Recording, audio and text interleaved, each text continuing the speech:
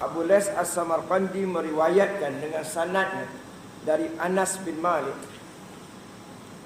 radhiyallahu anhu berkata, Rasulullah sallallahu alaihi wasallam bersabda, al-ulama'u umana'ur rasul ala ibadillah ma lam yukhalitu as-sultan wa yadkhuluna fi dunya wa iza dakhalu fi dunya faqad khanu rusul fa'taziluhum wahzaruhum. Abu Lais As-Samarqandi meriwayatkan dengan sanadnya dari Anas bin Malik radhiyallahu anhu, sahabat Nabi, berkata Rasulullah sallallahu alaihi wasallam bersabda, al-ulama'u umana'ur rasul. Umana'ur rasul. Ulama itu adalah orang yang dipercayai oleh para rasul. Sebab itu disebut dalam hadis Nabi, al-ulama warasatul anbiya. Ulama itu pewaris Nabi. Au kama qol. Apa makna au kama qol?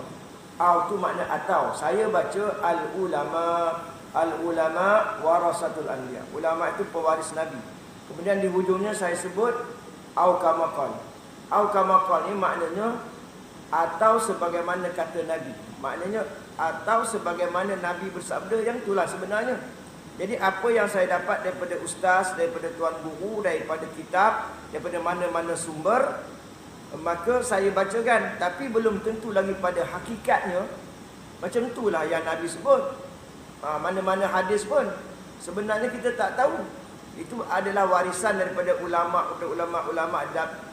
Tapi demi untuk mengelak diri kita daripada melakukan dosa atau penipuan terhadap hadis ni, maka kita baca hadis tak perlu menyatakan sanadnya. Kalau kita tahu sanadnya terang lagi bersuluh penuh yakin, boleh sebutlah sanadnya atau perawinya. Kalau tidak, kita sebut dia, pendekkan saja, au kama qala, atau sebagaimana kata Nabi. Jadi kita tidak tergolong dalam golongan yang menipu. Itu maksud au kama qala ni. Jadi ulama itu sebagai orang yang dipercayai oleh para rasul, nabi-nabi untuk memimpin dan mengajar hamba-hamba Allah selama mereka tidak menjilat kepada raja pemerintah dan tidak rakus kepada dunia. Jadi ulama-ulama ni, al-ulama ni, ulama yang tertentu ni pewaris Nabi. Pewaris Nabi ni ilmunya, akhlaknya, rohnya, sikapnya, peribadi, dalam semua hal lah. Jadi dia kena ikutlah Nabi. Kalau dalam keadaan tertentu ulama-ulama ini tidak mengikut jejak langkah Rasul, maka kalau nak sebut ulama boleh juga. Ulama usul, ulama yang jahat, ulama dunia, ulama cinta dunia, ulama juga. Tapi maksud ulama yang sebenar, ulama tu bila dia beramal dengan ilmu tu ulama. Kalau tidak beramal dengan ilmu, maka dia bukan ulama. Ulama yang sebenar, dia tidak mengaku dirinya ulama sebenarnya. Engkau kan ulama, kau boleh jawab tak. Sebab apa dia kata tak, walaupun dia mengaji lama 20 tahun, 30 tahun di pondok atau PhD 3-4. Sebab ilmu yang dia dapat itu dia tidak boleh luahkan. Ilmu yang dia dapat itu tidak boleh dia perkatakan. Walaupun dia tuan guru pondok, mengaji pondok berpuluh-puluh tahun, walaupun filosofer high degree-nya banyak, bila dia duduk di tempat saya ni nak mengajar, siapa pun di kalangan mereka tak boleh mengajar kalau Allah Subhanahu wa taala tidak mengizinkannya. Ini bermakna alim pada lahiriahnya, hakikatnya setiap saat, detik dan ketika adalah limpahan rahmat, kasih sayang Tuhan yang Allah beri ilmu tu pada dia. Bukan ilmu dia lah sebenarnya. Yang apa yang nak disyarahkan macam saya pada malam ni, semuanya bila Allah izin barulah keluar. Jadi maka apabila telah memasuki urusan dunia, mana bila ulama-ulama ni cinta dunia, maka dia telah mengkhianati nabi-nabi rasul, maka jauhilah mereka dan berhati-hatilah dari mereka. Rumusan pendeknya macam ni. Ulama-ulama yang bekerja dengan kerajaan disebut sebagai ulama rasmi. Maka ulama rasmi yang bekerja dengan kerajaan ni pahalanya banyak. Banyak sangatlah pahalanya. sehingga boleh membawa kepada syurga. Macam mana tu? Sekiranya mereka ini jujur, mereka itu amanah. Maknanya mereka berani menegur pemimpin siapa saja. Bukan suruh berkasar, bukan suruh biadab, tetapi makna berhemah. Amar ma'ruf, nahi mungkar, nasihat yang baik-baik di rumah dia doakan. Doakan yang di Pertuan Agong, doakan Yang Amat Berhormat Perdana Menteri Malaysia. Doalah doa yang baik-baik supaya mereka mendapat hidayah, mendapat taufik, istiqamah, diampunkan dosa. Itu namanya ulama yang amanah sebenarnya. Bukan maknanya tak boleh kerja dengan kerajaan. Boleh sesangat. Boleh kerja dengan kerajaan, tetapi hendaklah bersikap amanah, doakan mereka. Ada orang bertanya, sekiranya pemimpin zalim itu macam mana? Doalah juga. Doa supaya mereka itu baik, dapat hidayah, berhenti melakukan kesalahan dan kesilapan. Ini peranan ulama dan peranan siapa? Peranan rakyat mendoakan kepimpinan. Tapi kita lupa, kita banyak lebih menghina, mengata, mengumpat, berli, kutuk saja. Sebab itu kita lupa sebenarnya bila pemimpin itu zalim, bila pemimpin itu dianggap melakukan banyak benda-benda yang melanggar syariat, adalah kerana rakyatnya jahat. Ambil perhatian. Kerana rakyatnya jahat, rakyatnya rakyatnya juga zalim, rakyatnya juga banyak dosa, maka dapatlah pemimpin yang macam itu. Ini dibenarkan dalam satu kisah di mana seorang rakyat yang biadab bertemu dengan Amirul Mukminin. Dia kata masa itu zaman Sayyidina Ali, "Wahai Sayyidina Ali, Amirul Mukminin, aku nak bertanya kepada engkau." "Silalah tanya." "Kenapa zaman Sayyidina Umar memerintah aman sahaja? Tak ada perang-perang pun. Zaman kau memerintah ni huru-hara dia buatnya." Begitu. Teruk sana perang, sini tak ada aman pun. Maka berkatalah Amirul Mukminin Sayyidina Ali yang bijak pandai ni, maka dia kata zaman Sayyidina Umar pemerintahnya baik kerana rakyatnya baik-baik macam aku ni. Tapi bukanlah menunjukkan dia riak, tidak. Bukanlah menunjukkan dia takabur. Ini maknanya tahadus bin ni'mah. Memang dia bercakap itu dia tidak riak. Ini menceritakan bahawa rakyatnya baik-baik macam dia. Memanglah terbukti benar sebab Sayyidina Ali dijamin masuk surga dan masuk surga tanpa masuk neraka. Bighairi hisab. Tak salah cakap macam tu. Kalau kita cakap boleh jadi orang petikai. Yang kedua dia, habis zaman saya merintah, zaman aku merintah ni, keadaan huru-hara perang sana perang sini kerana rakyatnya jahat-jahat macam kau. Sebab itu kita dengan pemimpin, mana-mana pemimpin pun kita kena beradab. Bukan boleh kuah hajar dengan pemimpin. Walaupun pemimpin tu kita nampak ada yang tak kena, tak betul, bukan kita boleh biadab dengan pemimpin. Ini namanya adab lah, macam kita dengan mak ayah kita. Ayah kita pemimpin, kalau di dalam syarikat-syarikat tu dia sebagai pemimpin. Ini mentang-mentang dia tak betul, syarikat tu Cina pun kita marah, India pun kita marah, Melayu pun kita marah, tak kira dah. Kita ni siapa? Adab tak ada. Walau bagaimanapun di akhir zaman ini, Nabi dah bagi tahu. Kata Nabi SAW, "Yushiku ayati ala nas zaman la yabqa minal Islam illa ismuh wa la yabqa minal Quran illa rasmuh wa masajiduhum amiratun wa hiya kharabun minal huda wa ulama'uhum syarru man tahta adimis sama indihim tahrujul fitan wa fihim ta'ud." Rawahul Baihaqi. Maka dekatlah berlaku masanya di mana akan datang kepada manusia itu Islam tinggal nama, Quran tinggal tulisan, masjid mereka penuh dengan orang ramai, jemaah semua penuh, wahya kharabun minal huda, tapi sunyi daripada petunjuk, tidak dapat petunjuk, ramai saja. Jadi orang-orang akhir zaman yang dapat kesedaran, jom kita masjid, jom kita semayang jemaah. Jadi ilmu tu, hukum tu kadang-kadang asalnya memang begitulah. Apa maksud kata-kata saya ini? Bila di akhir zaman, tuan-tuan yang dirahmati sekalian, masjid-masjid ini pahalanya dapatlah 27 dengan syarat. Dapatlah rahmat, berkat, pahala, ganjaran dengan syarat. Syaratnya masjid itu dijaga. Apa yang nak dijaganya? Segala hal. Contohnya taharah. Jadi di mana masjid-masjid akhir zaman yang saya pernah katakan berdekatan dengan sekolah kafah, sekolah agama dan orang-orang yang jahil, ambil air semayang pun, dan Kadang-kadang dengan tak ada selipernya, dengan tempat yang najis, masuk masuk tandas ni, tak pakai selipar pun keluar begitu naik di atas. Dia kononnya dah basuh daripada tandas tadi, selipar pun tak pakai, basuh kaki keluar-keluar terus masuk. Jadi kita punya kapet ni warna merah, warna biru semua cantik, tapi nampak macam bersih tapi najis. Itulah gambaran akhir zaman. Sehingga diceritakan oleh ulama, kamu akan lihat ramainya orang sembahyang di masjid tapi sebenarnya mereka tidak sembahyang. Jadi berhati-hati. Jadi ahli jawatan kuasa masjid kenalah selalu mesyuarat, berbincang macam mana budak-budak sembahyang Jumaat, hari Jumaat ikut serta, nasihatkan mereka ada-ada, buatlah sepatutnya. Carilah orang yang agak cerdik macam mana nak susun atur masjid ni supaya tidak bernajis. Itu penting. Kalau tuan tak percaya cakap saya, tuan boleh buat postmortem. Hari Jumaat ke bila-bila tengok. Tambah-tambah kalau masjid itu dekat dengan sekolah kafar umpamanya. Saya dah ada pengalaman yang banyak, bertahun-tahun saya tengok. Kadang-kadang maaf cakap masjid tuan guru sekalipun. Nama masjid Tuan Guru. Tapi subhanallah. Sebab agaknya dah lama sangat, rupanya kebersihan tak dijaga. Sedangkan taharah tu nombor satu. Macam mana gambaran contoh yang lain? Contoh kita tak sah semayang, mandi wajib kita tak sah. Padahal kita nak semayang, pakai pakaian cantik, pakai ikat serban jubah, sah terima? Tak terima. Jadi dia bermula dengan kebersihan atau taharah. Begitu ya tuan-tuan. Jadi disambung lagi pada hadis itu, wa ulama'uhum syarru man tahta adimi sama. Yang paling jahat di akhir zaman adalah ulama. Kebanyakan ulama di akhir zaman tu jahat atau fasik. Janganlah tuan-tuan yang baru dapat kesedaran Islam ini terkejut.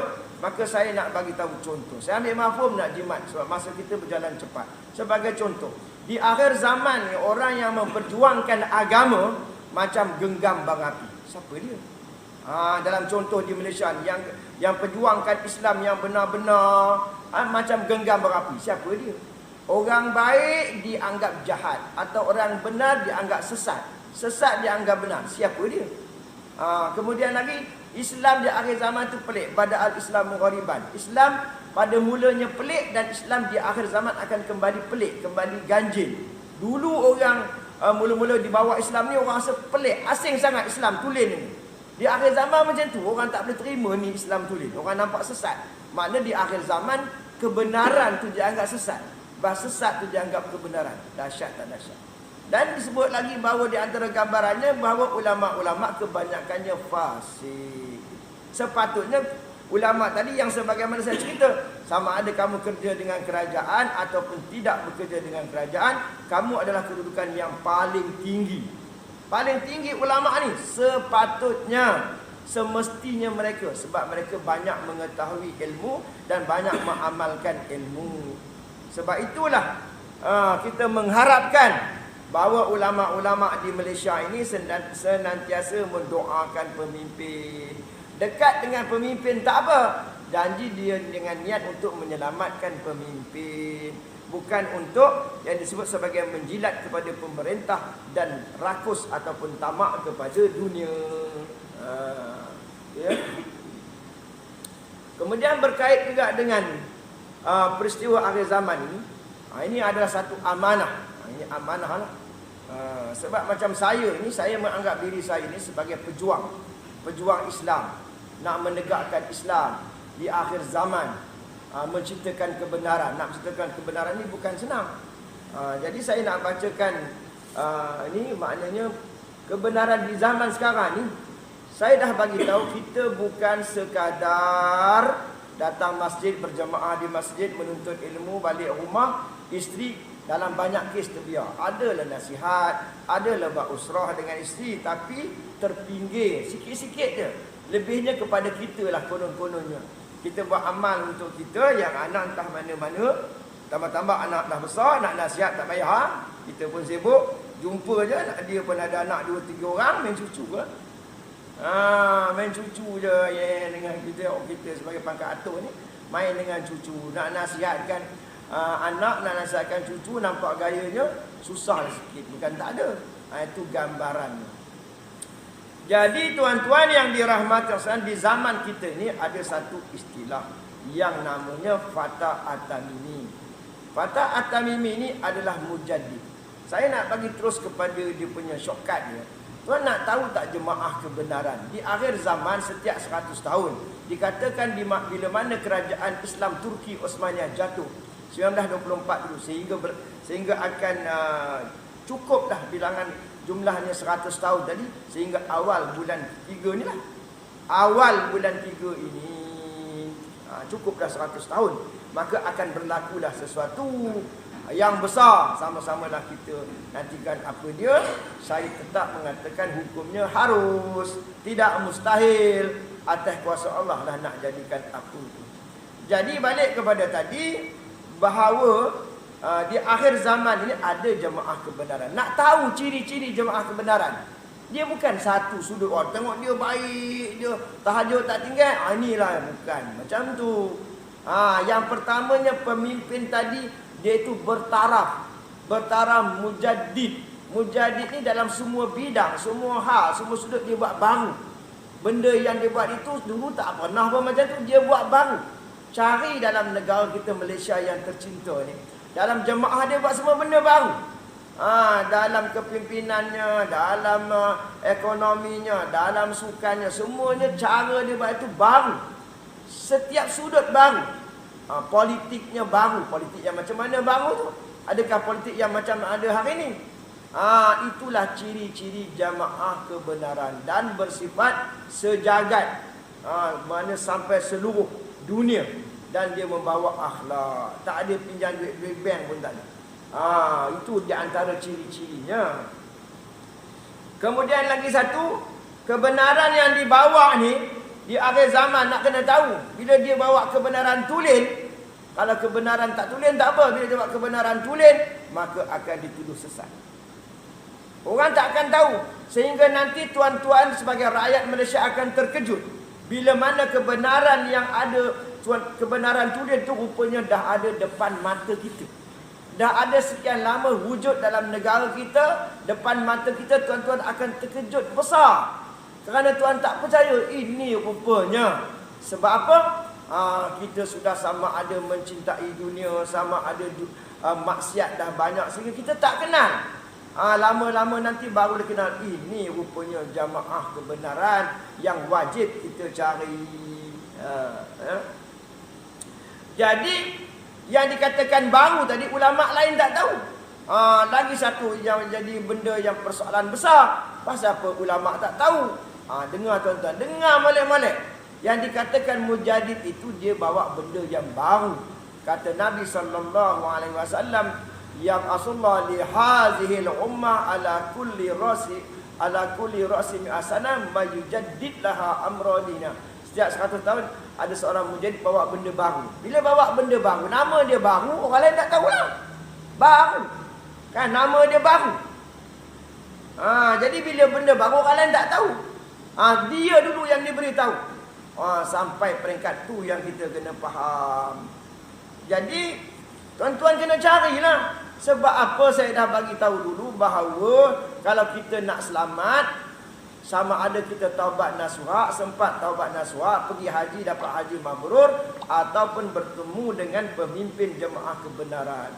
Sebab itu hari ini kalau tuan-tuan suka tengok YouTube, di mana-mana seluruh dunia tuan tengok, type dah Imam Mahdi, tak habis-habis. Nak scroll banyaknya tajuk Imam Mahdi. Versi India pun ada, versi Burma pun ada, versi Indonesia, Melayu, orang putih, banyaknya tak habis-habis. Mana di mana-mana saja orang memperkatakan tentang Imamul Mahdi. Tetapi untuk pengetahuan tuan-tuan, termasuk juga panji-panji hitam, termasuk juga Fatah At-Tamimi. Rupanya orang dah cerita tentang panji-panji hitam, Fatah At-Tamimi lama dah. Mujaddid ini yang mula-mula cerita. Kalau tidak, orang tak ambil pot pun tentang Imamul Mahdi. Orang tak ambil tahu sangat pun tentang Fatah At-Tamimi. Rupanya Fatah At-Tamimi itu ada dalam hadis Nabi, ada dalam kitab Al-Hawi lil Fatawa, kitab Majma' Az-Zawaid. Baik. Jadi saya dah kata tadi, nanti tuan-tuan akan terkejut. Jadi tuan-tuan ni yang dah berumur macam saya, dah dalam 40-an lebih, 50-an, 60-an, 70-an, tentu tuan-tuan nak syurga. Tuan-tuan mati nak selamat, nak kekal di negara akhirat yang kekal abadi, penghujungnya syurga, mendapat rahmat kasih sayang Tuhan.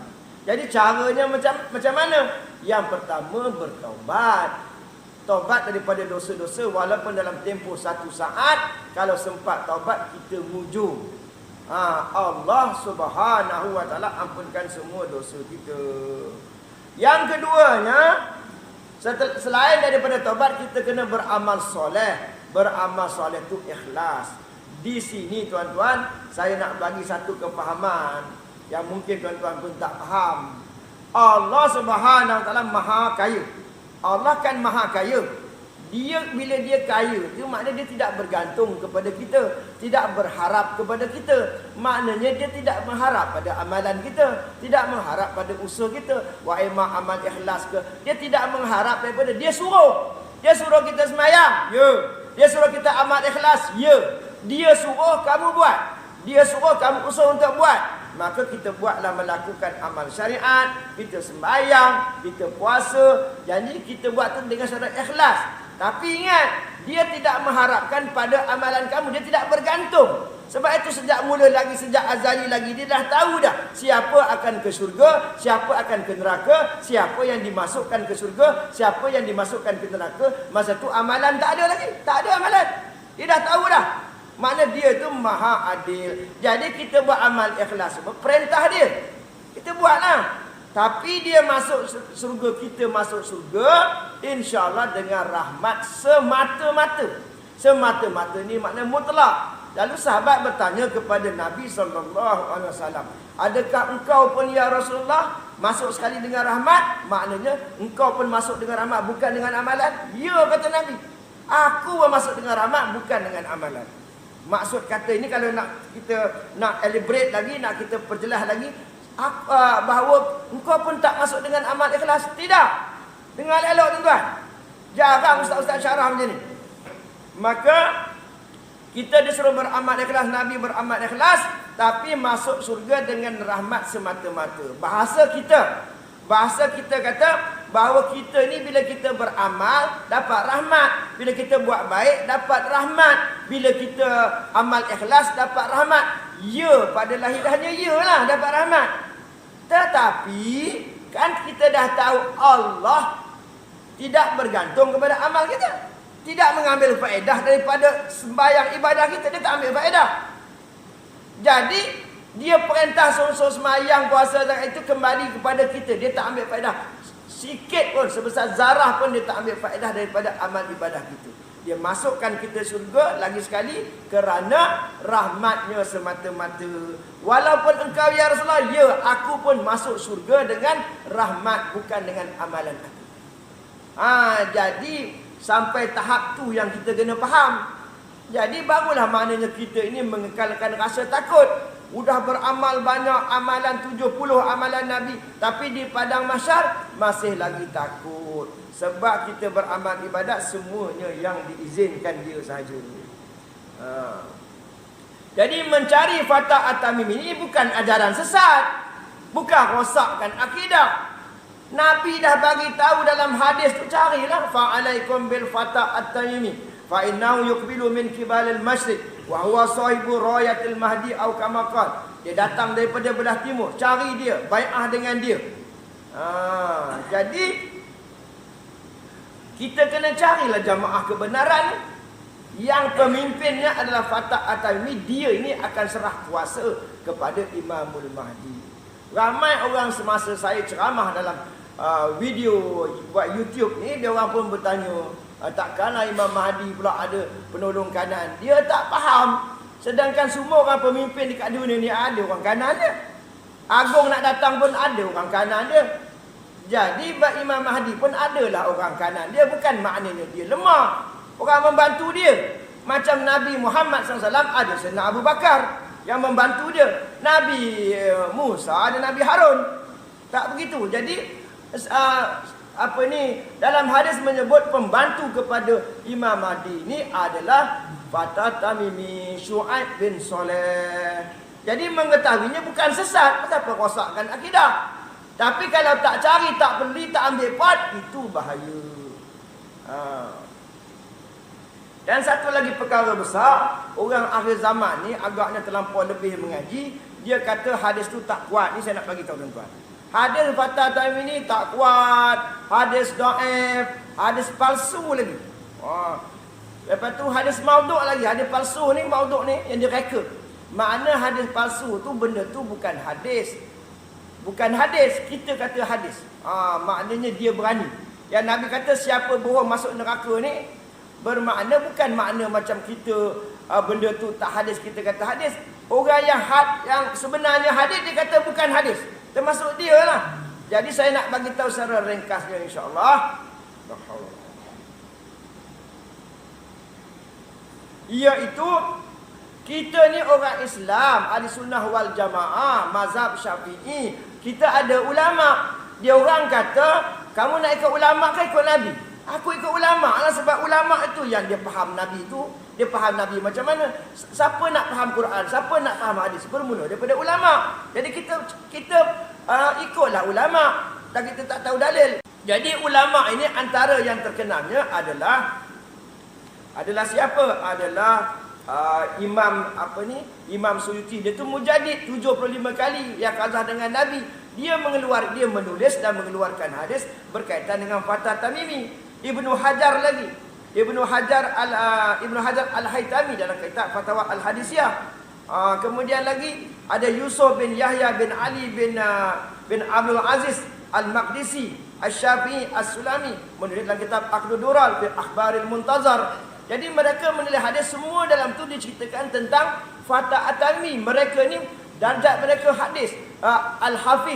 Al-Hafiz kadang-kadang ada Al-Hakim, iaitu menghafal hadis lebih daripada 100,000 hadis dia orang hafal.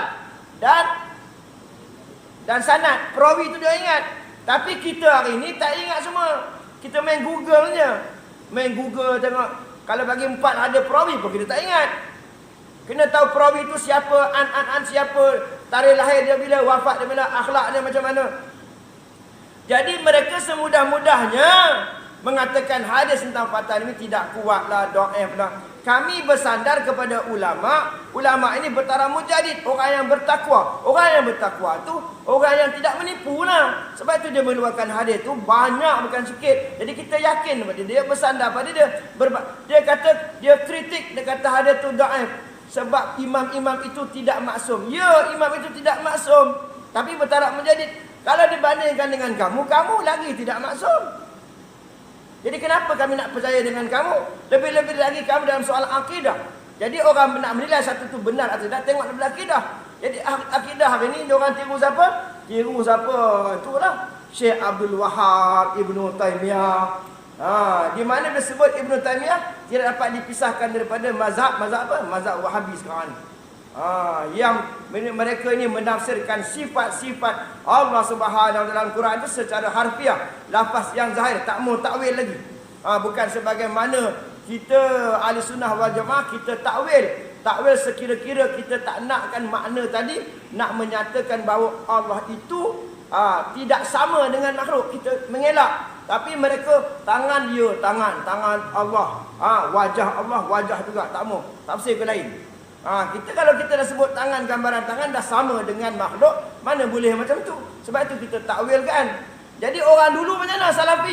Orang dulu sama tangan Allah di atas tangan-tangan mereka. Tangan itu kita pulang balik kepada Allah. Segala-galanya pulang balik kepada Allah. Tak apalah macam tu. Ini kita kata tangan tu tangan lah. Makna ambil lahiriah macam tu. Ini yang golongan ni dia orang pula nak menilai sama ada sama ada perkara itu betul ke, sesat ke, tak betul ke.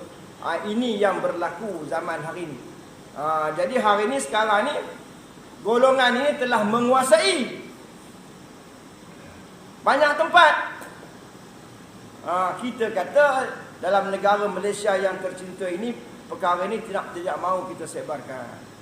Tapi apa yang dah berlaku, kita berada dalam benar-benar zaman fitnah. Berapa minit lagi insya? 4 minit lagi. Jadi tidak keterlaluan. Saya mengatakan antara isu dan tajuk yang paling besar di abad ini di Asia Tenggara ni, di Nusantara yang paling besar, percayalah cakap saya, adalah berkaitan dengan Fatah At-Tamimi. Demi Allah dan Rasul, nanti tuan-tuan tak lama lagi, boleh jadi beberapa bulan, kalau tuan panjang umur, nasib baik pada tidak tahun depan, dengan izin Allah, rupanya Ustaz Bakhtiar yang cakap tentang Fatah At-Tamimi itu betul. Bukan saja betul, bukan saja hadisnya betul, rupanya orangnya pun ada, sebenarnya ada. Kita memerlukan kefahaman yang tepat, yang jitu, yang mendalam, tauhid yang tinggi, yang mendalam, kemudian sudah pasti dapat hidayah dan taufik. Sebab itu taufik dan hidayah itu mahal, sangatlah mahal. Kalau kita tak dapat tu susah. Sangatlah susah. Sebab itu kata Nabi SAW, apa dia? Kata Nabi, khairun nas qarni, summa allazina yalunahum, summa allazina yalunahum. Kurun yang terbaik, manusia yang terbaik ini kurun aku. Sesudah daripada itu, sesudah daripada itu. 3 kurun ini. Ada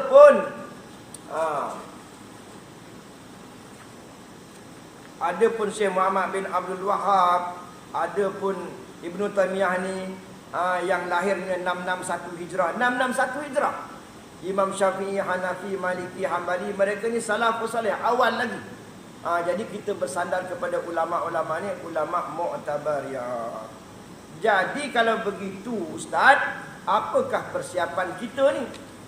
Macam kita sekarang ni, kita ada duit, contohnya duit 5,000 atau 10,000. Dalam keadaan COVID-19 ni, macam mana kita nak atur duit ni tang mana? Jadi kita kena fokus apa yang patut didulukan, keperluan yang mana yang lebih penting, tak gitu. Sama macam sekarang, dalam keadaan sekarang tuan-tuan, politik kita ni dah gawat. Yang mana dulu dia orang kata yalah, dengan politik Islam begitu, dengan cara sistem demokrasi, ya tunggulah. Saya menyimpan rasa yang cukup-cukup besar. Jadi saya memberanikan diri dengan izin Allah Subhanahu Taala, bila dah sampai masa, saya nak kongsilah sikit-sikit masalah ekonomi hari ini. Saya bagi satu, bukan negara Malaysia saja, negara seluruh dunia ni. Negara Islam lah, ada hutang tak? Ada. Siapa yang menyelesaikan masalah hutang negara tu? Orang politik ke ulama? Jawapannya orang politik. Mana pergi ulama? Setiap negara umat Islam biasanya terbabit dengan hutang. Jumlah jutaan, bilion atau trilion. Yang nak selesaikan tu pemimpin negara, orang politik kah atau ulama-ulama? Ada dengar ulama yang selesaikan atau bagi idea? Tidak ada. Yang adanya orang politik. Sepatutnya ulama. Sebab ulama setiap malam tahajud, berdoa supaya sunat duha, doanya makbul. Dia datang tolong macam mana cari jalan solusi menyelesaikan masalah hutang negara. Betul tak betul? Betul. Jadi sebab itu saya kata yang akan menyelesaikan masalah hutang negara dan dunia nanti ada seorang yang bertaraf mujaddid. Yujaddid, dia memperbaharui agama. Mana agama tidak dilihat dari sudut agama yang totok agama, tapi boleh menyelesaikan hutang. Akan ada pemimpin nanti yang bertaraf hebatlah dunia, ada wibawa, dia boleh bukan saja setakat doa waraknya, bertakwanya, karamahnya, dia boleh menyelesaikan hutang. Di situ hukum logik dah nampak dah. Kalau tak percaya, ambil negara kita lah yang menyelesaikan masalah yang susah main nak fikir. Siapa? Perdana Menteri ke? Yang di Pertuan Agong ke? Ataupun orang agama? Yang di Pertuan Agong lah, yang pemimpin terutamanya Perdana Menteri lah. Mereka lah nak akan memikirkan bagaimana nak menyelesaikan masalah negara. Sepatutnya ulama' dibantu. Ulama' ni kena bantu. Bantu siapa? Bantu Perdana Menteri, bantu yang di Pertuan Agong, doakan mereka, rapat dengan mereka, cari jalan bagaimana menyelesaikan hutang. Jadi ke macam tu? Tak. Sebab apa? Jadi sekarang ni mana-mana masalah. Itulah lebih logik lagi bahawa kita menunggu penyelamat. Kita menunggu mujaddid. Yang dulu mereka momok-momokkan. Mereka tak percaya ni semua. Imam Mahdi tak percaya, Fatah Tamimi tak percaya, Mujaddid lagi tak percaya. Dulu satu ketika dulu saya cerita tuan, purda dulu orang pakai haram tu kan. Haram tu kan. Lepas berapa tahun orang pakai pedang? Sekarang ni pesepah-sepah orang pakai pedang. Tak haram. Sama juga dengan serban. Dulu pakai serban ajaran sesat. Sekarang ni pesepah-sepah orang pakai. Sama juga dengan ekonomi, pertanian. Islam semua dulu dah mula dulu lama dah. Orang tak nak ikut. Sekarang ni ikut pula secara sedar ataupun secara tidak sedar. Ini bermakna ada benda yang kita kena fikirkan. Ada perkara yang besar yang kita nak fikirkan. Jadi nak menyelamatkan diri kita ni taubat. Saya nak habiskan satu ayat. Doanya lebih kurang, ya Allah ya Tuhanku, aku sebagai orang Islam, Engkau terimalah aku sebagai hamba Engkau yang hina-dina ni. Kau taubatkan aku ya Allah. Sekiranya aku pernah dalam hidup aku ni menyesatkan orang ya Allah, Kau taubatkanlah aku ya Allah. Aku pun belum tentu lagi selamat ya Allah. Kau bagilah petunjuk kepada sesiapa sahaja di dunia ini yang sesat. Kau bagilah mereka hidayah. Berilah taufik aku bertaubat daripada menyesatkan orang. Kalau tidak, tuan-tuan dah termasuk. Sebab apa? Sebab terpengaruh. Kita baca hadis awal tadi. Aku mana tahu. Kata ikut Quran hadis. Mana ikut Quran hadis? Kau ikut berita harian, kau ikut utusan Malaysia, kau ikut televisyen tu. Mana ada kau ikut Quran hadis? Labunnya Quran hadis. Ni sampai masa ni. Sebab itu tuan-tuan yang dirahmati sekalian, marilah kita sama-sama usulkan taubat. Ingat, mati itu sekali saja. Tuhan tak mati kita dua kali.